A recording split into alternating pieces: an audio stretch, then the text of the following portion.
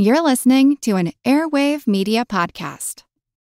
Get cash for clothes at Plato's Closet in North Charleston and West Ashley. It's so easy. Recycle, earn cash, repeat. We pay cash on the spot for your trendy, gently used clothing, shoes, and accessories. At Plato's Closet, we buy all seasons, all day, every day. It's time to clean out your closet and cash in. Bring in your denim, graphic tees, athletic wear, shoes, handbags, and more. Sell your styles to Plato's Closet for cash. Then, do it again. Plato's Closet, located in West Ashley on Sam Rittenberg Boulevard and North Charleston on Rivers Avenue.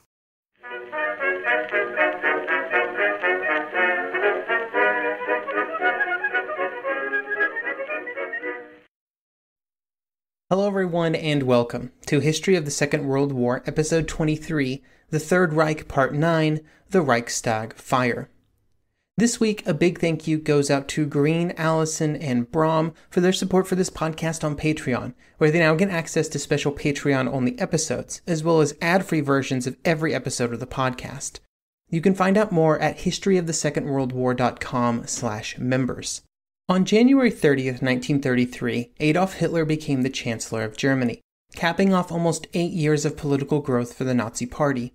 There had been rising political violence throughout Germany in previous years, but there was nothing violent about the moment that Hitler was named Chancellor. He had come to power in a way that was in many respects quite normal. His party had grown in support over time, making a coalition with the party more and more appealing to those with similar political views. Eventually, the party became large enough to not just be a participant in a coalition, but instead to lead one.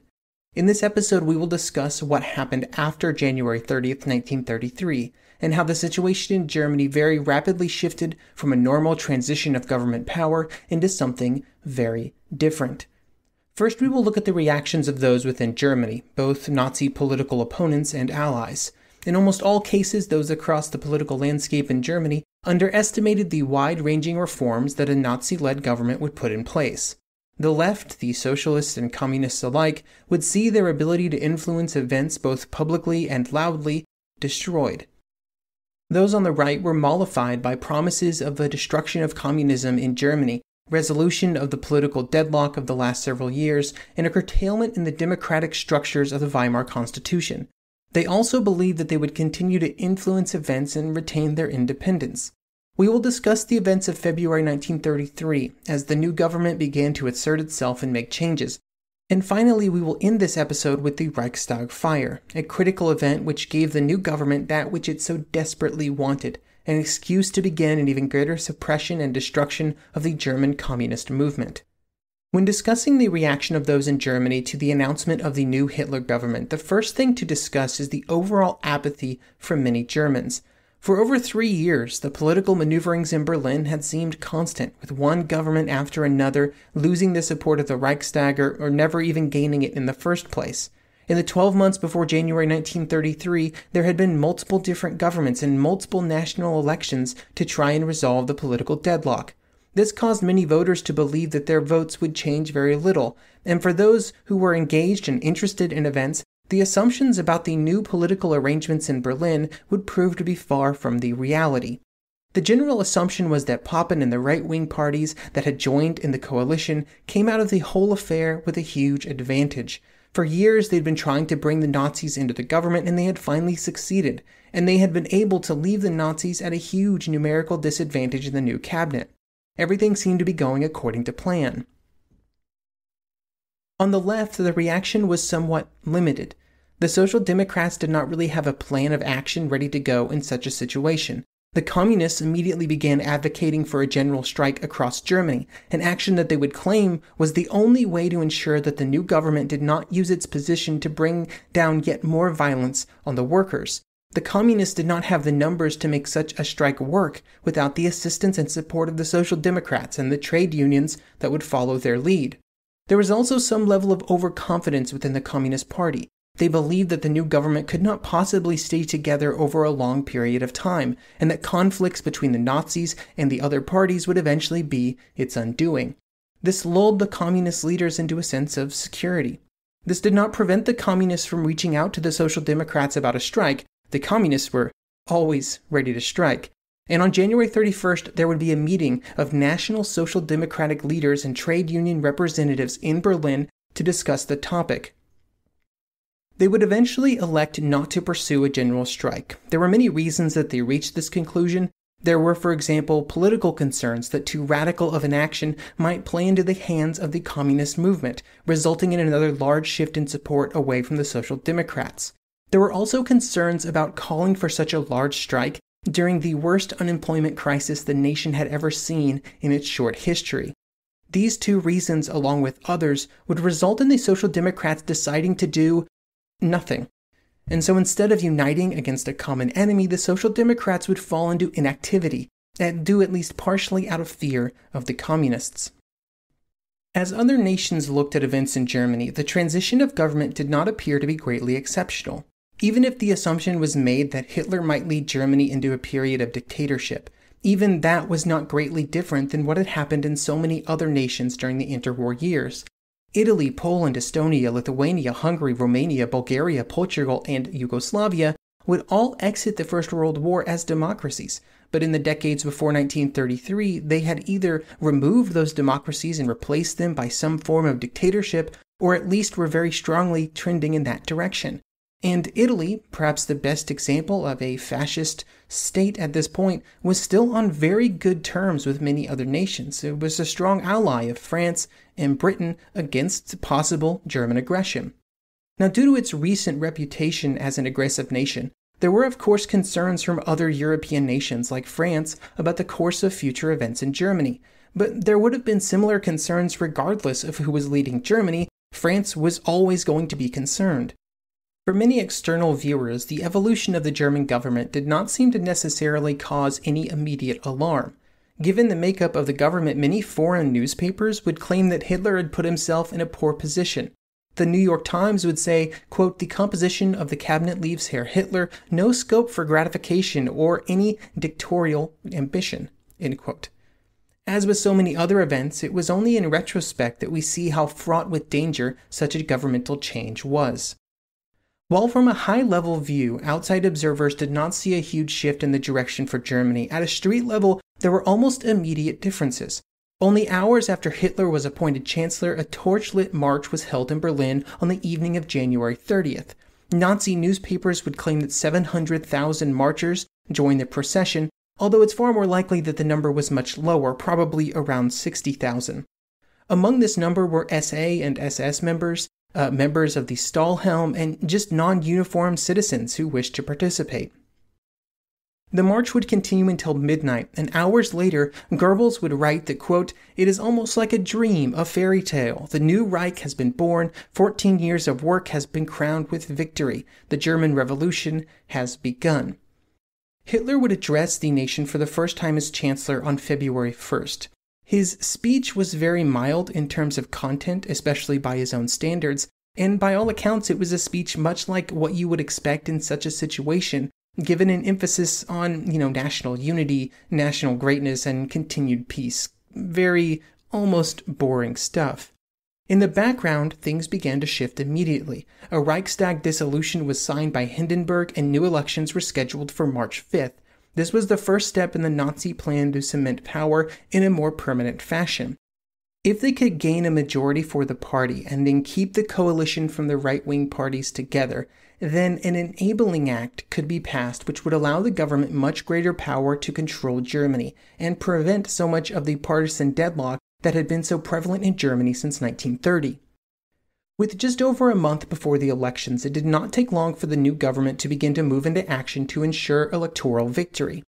After the communists had called for a general strike on January 31st, that strike that the Social Democrats did not wish to join, the government would issue an emergency decree on February 2nd. This decree was justified under the idea that it would help protect the German people, and it gave the government the ability to ban all public meetings, newspapers, and public relations activities that criticized the new government. Most importantly, it could be used to suppress communist and social democratic campaign events during the upcoming election campaigns, and practically prevented them from printing out leaflets and other publicity items. The power of the positions that had been selected by Hitler and the party would also very quickly become apparent.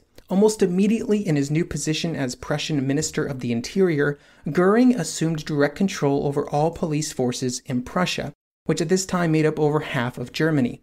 This meant that in Prussia, the police, which had always been slightly biased against the left, were now given official sanction. Along with this, Goering began a massive removal of Prussian governmental officials that had socialist, communist, or liberal proclivities, or who were Jews. This rapidly began to shift the makeup of the Prussian government and the political power of the Nazi Party, which was represented by the number of positions within the government that were filled by party members. When the election campaigns began for the upcoming election, the violence again reached new levels. Right-wing paramilitary groups, be the SA, SS, Stahlhelm, would volunteer for a special auxiliary police force created by Goering. The public reason given for this creation of an auxiliary police force was due to the communist threat, and that a large increase in the number of police was desperately needed. As the current manpower available was not sufficient, it had to be found somewhere, and the right-wing paramilitaries were ready and waiting. These new auxiliary formations would be used to suppress any political gatherings by communists and the Social Democrats. They would also arrest officials, shutter leftist newspapers, and raid party offices. At first, this violence was primarily targeted against the communists, but as the month of February continued and the election grew ever closer, Social Democratic events also came under fire. The reaction from the Social Democrat Party was to reduce the number of meetings that occurred in the hopes that this would reduce casualties. At the time, they found it difficult to justify using illegal violence when they were trying to defend their ability to legally hold campaign events. On February 24th, the communist headquarters in Berlin at the Karl Liebknecht House was raided. Although most of the people and documents had already been removed as a precaution against just such a raid, Goering would claim that the police had found seditious material that made it clear that the communists were preparing to overthrow the government. However, none of these documents were ever released to anybody to prove their existence. During all of this violence, it was not just the Nazis that were providing the impetus for the police to violently crack down on the left political parties. The other cabinet members from those so-called more moderate right-wing parties would make it clear that they supported the actions of the police, which removed any doubts about the correct course of action among much of the police force. Actions against the left were expected from a Hitler-led government. In many ways, they were required due to the role that the hatred and fear of the communists and social democrats had played in the creation of the coalition which had formed the new government. It was actually one of the very few clear policy positions that the Nazi leadership had brought with them into the cabinet. However, there were goals much larger than simply reducing the influence of the left, but to achieve them they needed to remain in power. One method to achieve this was at the voting box, but Hitler was already prepared to ignore a negative response from the voters. It had pretty much always been his plan that if the Nazis should achieve power, they would not allow any democratic developments to remove them from their leadership position. In October 1932, he had said in a public speech that, quote, "If we do one day achieve power, we will hold on to it, so help us God, we will not allow them to take it away from us again," end quote.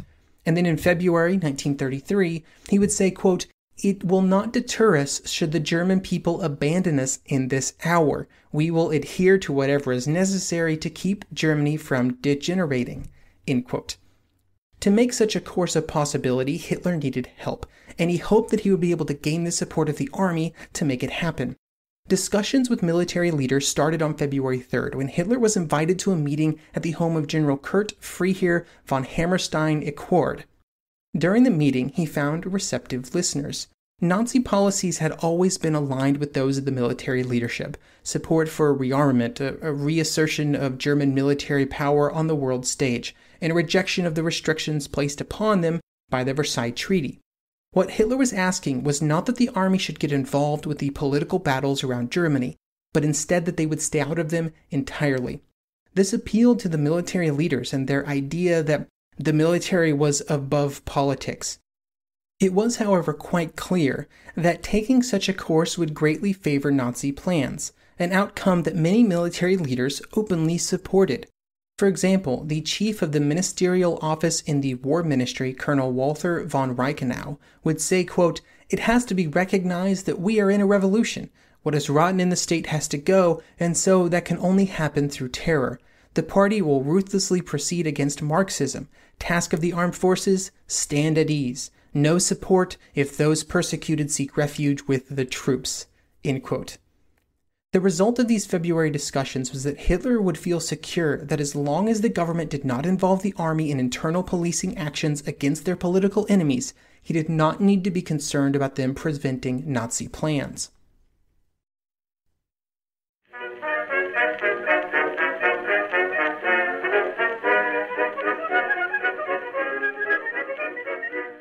The regular season is heating up, new stars are emerging, and that means more opportunities to win up to 25 times your cash on Prize Picks, the most exciting way to play daily fantasy sports. Just select 2 or more players, pick more or less on their projection on a wide variety of stats, and place your entry. It's that easy. Let it fly to turn $10 into $250 with just a few taps. Easy gameplay, quick withdrawals, and injury insurance on your picks are what make Prize Picks the #1 daily fantasy sports app. Watch your favorite players and get paid doing it this basketball season. See your entries make progress during the game or make new entries for the second half and the fourth quarter. 3-pointers, assists, rebounds, and everything in between are yours for the taking. Join the Prize Picks community of more than 7 million players who have already signed up.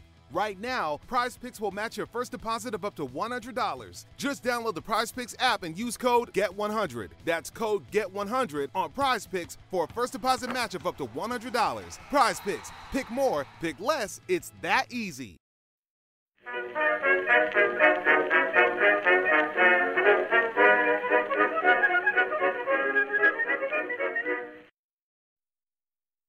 During February, the most important event that would occur would be on the night of February 27th, when the Reichstag caught fire. This was important for reasons that will soon become apparent, but first we have to discuss why the fire occurred and, more importantly, how did it begin. The official story released by the government was that the fire was started by a young Dutch construction worker who had previously belonged to the Dutch Communist Party named Marinus van der Lubbe. He had been working his way across Europe with the intention of eventually arriving in the Soviet Union. However, when he arrived in Berlin in mid-February, he would go no further. The story goes that after arriving in Germany, he was deeply troubled by the plight of the German worker, and with his belief in direct action, he hoped that by doing something massive, like torching the Reichstag, he could be an inspiration to the German proletariat. He believed that they had lost hope in their ability to alter the course of the suffering that they were experiencing from the tyrannical German government, and with his action, they would see that they could successfully resist their capitalist oppressors.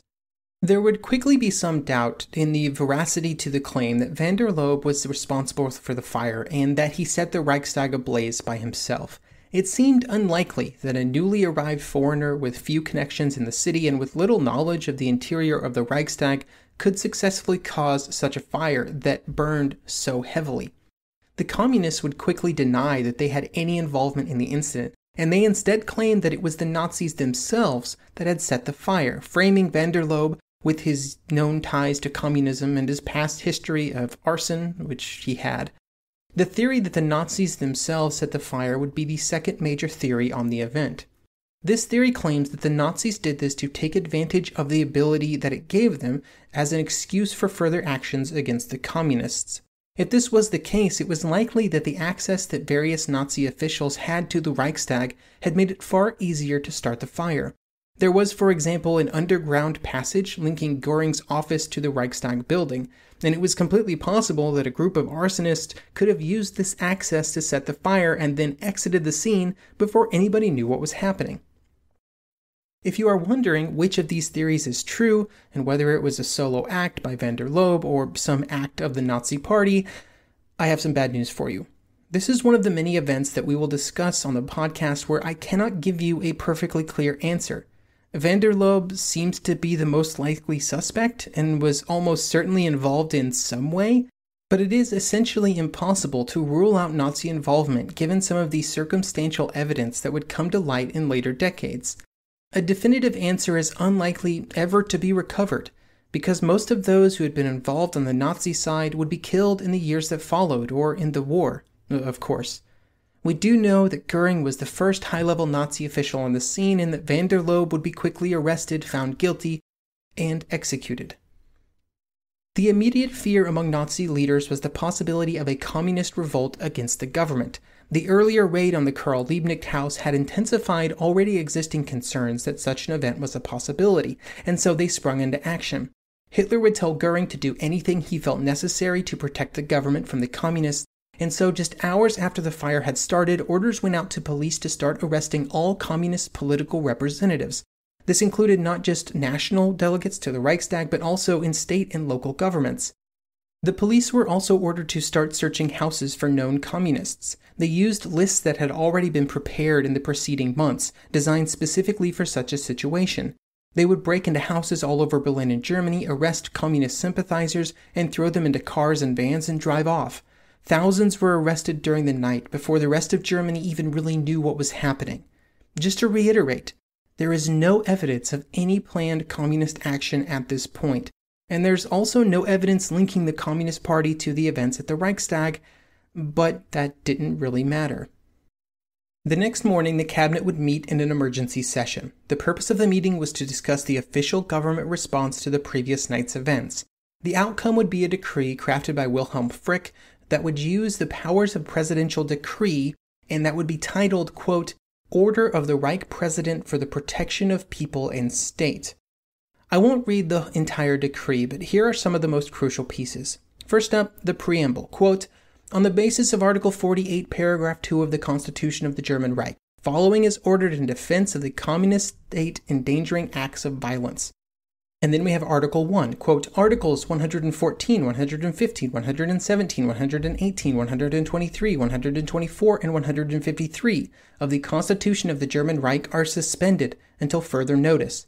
It is therefore permissible to restrict the rights of personal freedom, freedom of expression, including the freedom of the press, the freedom to organize and assemble, the privacy of postal, telegraphic, and telephonic communications, warrants for house searches, orders for confiscations, as well as restrictions on property, and also permissible beyond the legal limits otherwise prescribed.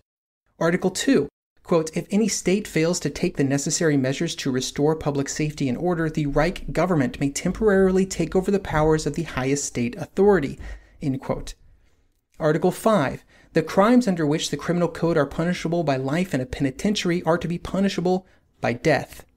The combination of new restrictions and the removal of certain personal rights essentially destroyed the personal liberties that were in the Weimar Constitution.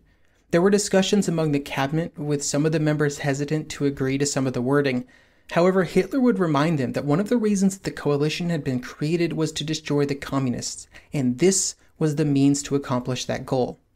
It would also allow the government to go after individual members of the Communist Party or any other groups that the government found necessary, which sidestepped any possible problems with directly outlawing a large political party. Hitler would swear that the suspension of civil rights would be strictly temporary, but he of course did not give an end date. In this case, temporary would just so happen to be 1945, for some reason. Eventually, the cabinet agreed to have Hindenburg sign the decree, and it would go into effect on February 28, 1933. Whatever restraints still existed on the SA were removed after the decree went into effect. They began to openly carry loaded firearms, and they began patrolling the streets. The arrests that had started after the fire continued. Membership in the Communist Party after January 30th, 1933 was considered an act of treason. There was a public promise that the documents that proved that the communists were actively planning to overthrow the government would be made available to the public, but this was never actually followed through on. For other Germans, especially the middle-class voters that had been so important to the party, the new decree was welcomed as a way to solve the violence that had been plaguing Germany for years. The communists were widely considered a threat to public order and represented a threat to personal safety. The fact that the destruction of almost all personal liberties could have disastrous consequences was not properly taken into account. Don't forget, all of this was happening just days before a national election, an election we will discuss next episode.